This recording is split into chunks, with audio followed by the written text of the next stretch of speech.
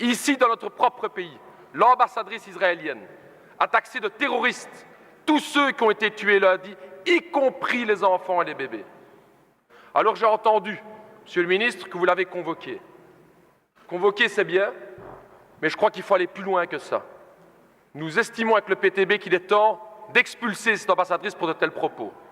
Chers collègues, permettez-moi d'abord d'exprimer toute ma solidarité avec le peuple palestinien qui souffre beaucoup aujourd'hui. Et, Monsieur le ministre, j'aurais voulu vous interpeller sur cette situation intenable.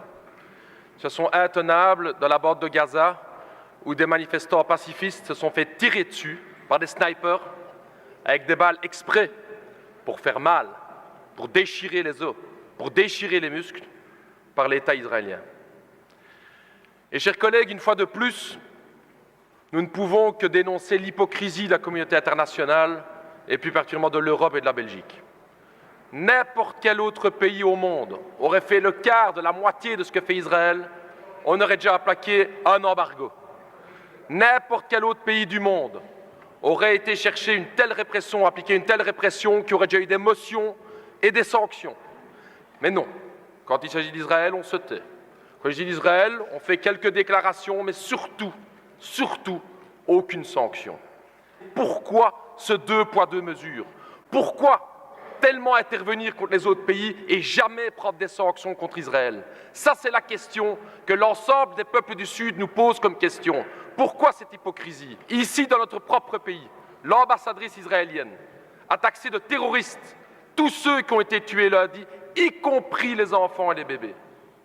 Alors j'ai entendu, Monsieur le ministre, que vous l'avez convoqué. Convoquer, c'est bien, mais je crois qu'il faut aller plus loin que ça. Nous estimons avec le PTB qu'il est temps d'expulser cette ambassadrice pour de tels propos. Lorsque le peuple sud-africain se battait pour l'égalité des droits, ils sont battus contre l'apartheid, comme l'apartheid aujourd'hui existe en Israël. Seules des sanctions internationales et la lutte du peuple sud-africain ont permis de lever l'apartheid dans ce pays. Il n'y a pas d'égalité entre le colonisé et le colonisateur, comme il n'y avait pas d'égalité entre le peuple noir en Afrique du Sud et l'État sud-africain. C'est ça la question, c'est ça l'hypocrisie dans laquelle on est. Il n'y a pas deux côtés à voir. Il est temps de prendre parti.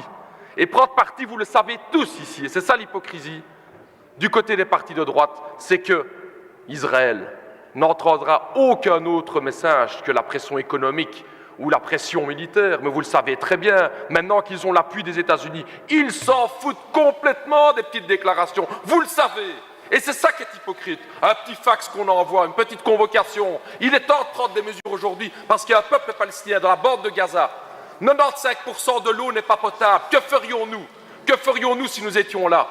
45% de chômage, et on regarde. Alors cette hypocrisie à l'Union européenne, M. Reynders, il serait temps de la dénoncer, et si vous voulez vraiment faire avancer les choses, vous auriez pu prendre un acte bilatéral qui est celle d'expulser l'ambassadrice, comme l'autorité belge vous auriez pu le faire, et c'est regrettable que vous ne le faites pas, et c'est vraiment hypocrite.